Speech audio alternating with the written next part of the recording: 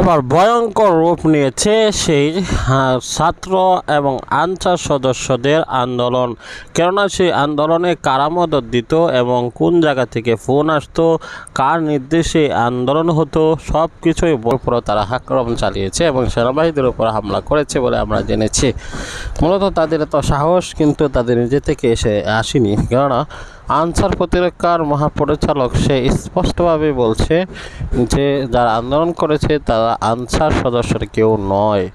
অর্থাৎ বোঝা গিয়েছে যে এই দাবি আনসার সদস্যর না, মূলত সেখানে ছাত্রদেরকে আহত করা এবং সচিবদেরকে আহত করার উদ্দেশ্যেই এই বিষয়টি সেখানে ঘটেছে।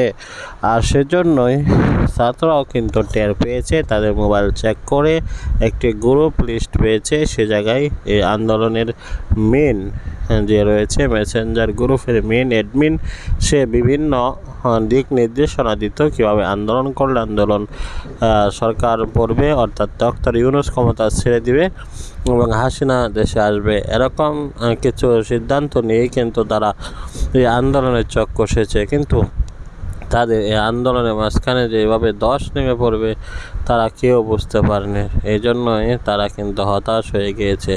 কিন্তু এরপরে আবার নতুন কিছু চাল চালতে চাইবে।